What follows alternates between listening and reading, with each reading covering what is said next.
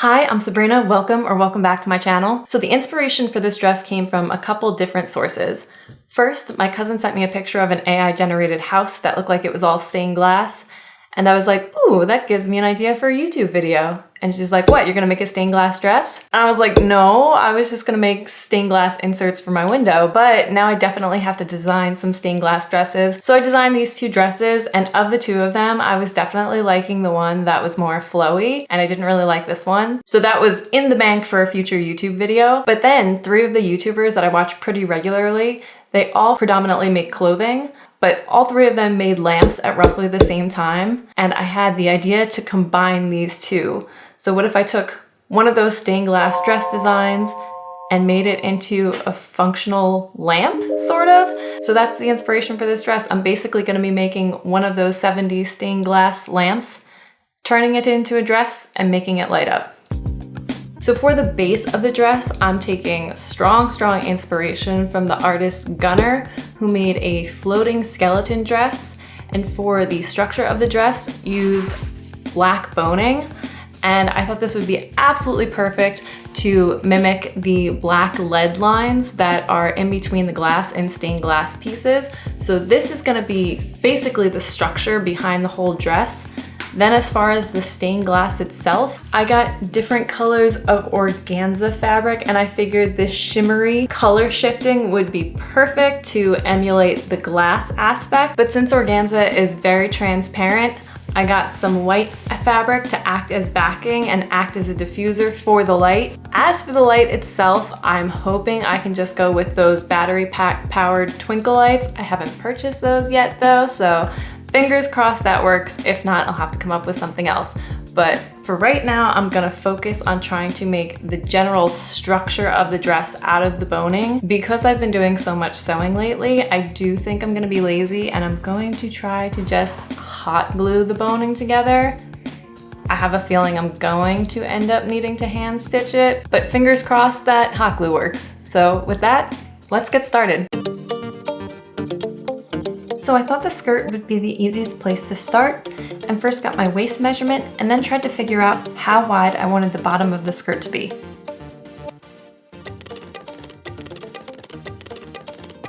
Next, I cut pieces for the length of the skirt and just clipped it all in place so I had an idea of the base structure. Then I jumped to the cups of the bodice, figuring this was probably going to be the most complicated part to get right, but it actually wasn't too bad.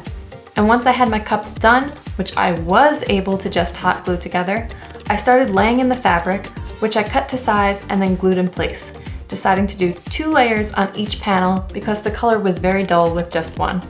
And once all those pieces were in, I moved on to the rest of the corset, which apparently I didn't film. Instead, I just filmed me taking it off the mannequin once it was all laid out. But it was pretty easy. I just measured my waist the same way I did for the skirt. Then I just followed the top of the bra strap I was using as reference. Then I used the boning to go up and down and connect the two, and just added a V in the front for some visual interest. And then I just hot glued it all together.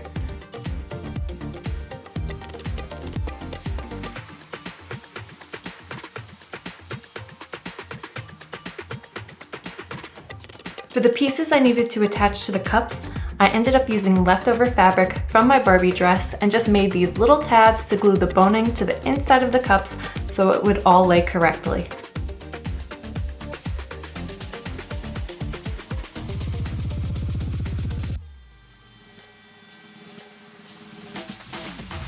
Then it was just gluing all the organza panels.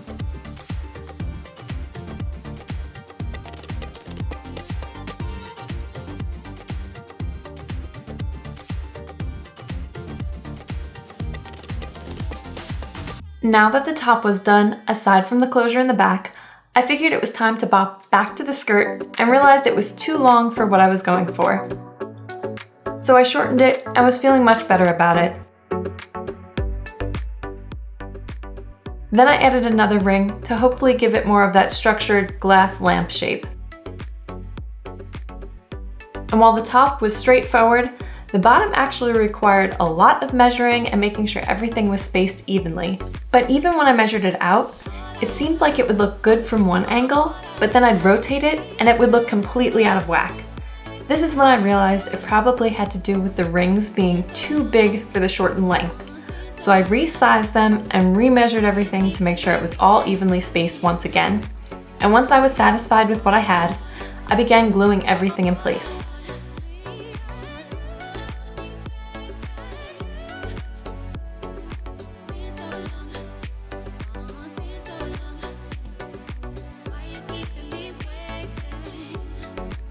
I had tried a couple different designs to make the skirt more visually appealing, but settled on just adding an extra ring to the bottom and the middle to add a little more visual interest, and then began laying all the organza in place.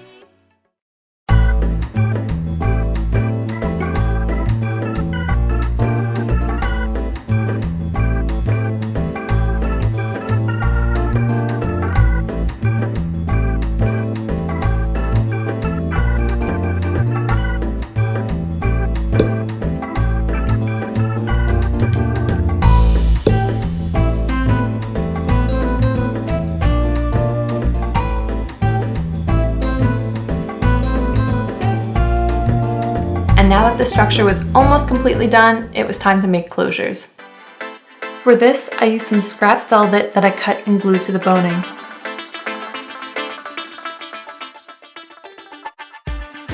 Then glued in Velcro, making sure that the fuzzy Velcro would be facing in toward my body. Then did the same thing on the other side, this time applying the hooked Velcro, making sure that it faced out.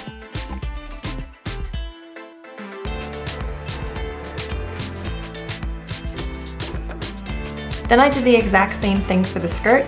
Originally, I did this giant panel, so it was the width of 2 strips of Velcro, but that ended up weighing down the skirt. So I revised it so it was just 1 strip of Velcro, which looked a lot better. Okay, so dress construction is complete and now it's time for the lights. I tried both fabrics underneath to try to help diffuse the lights, but I feel like it actually diffused better with just the organza. So now I have to figure out how to attach them. I really want the top and bottom to light up, so my plan is to hopefully attach the lights behind the black seams up here and then have the lights dangle down, so I'll only need to attach it to the top and then I'll just put on the skirt over. Fingers crossed that works, we will see. So before attaching anything, I laid out the lights to make sure I had enough, and thankfully I did. So then I had to figure out how I was going to attach them. Ideally, I wanted to be able to remove the lights, that way I could wear the top as just a normal top.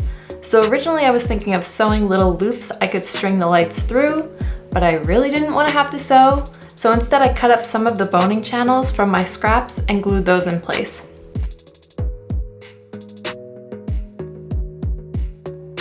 However, when I started to string the lights through, the stitching started to come apart, which I was afraid might happen, but was really hoping it wouldn't. So I removed them all and was thinking I was going to have to sew loops, but then I was like, duh, I can just hot glue them. So I hot glued a bunch of loops out of white fabric, that way if one of the LEDs ended up inside one of the loops, it would still shine through. Once I had enough, I just hot glued them in place.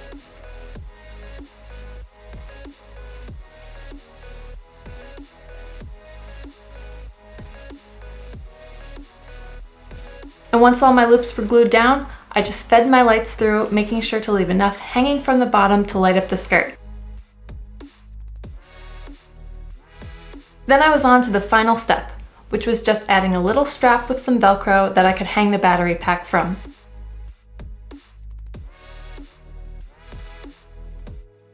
And with that, the dress was done.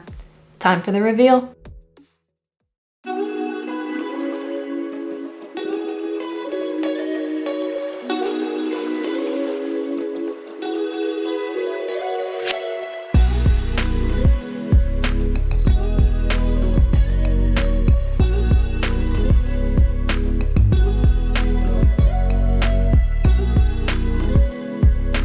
Thank you so much for watching. If you like this video, please think about giving it a like or subscribing. I am trying so hard to get monetized, so it would really help.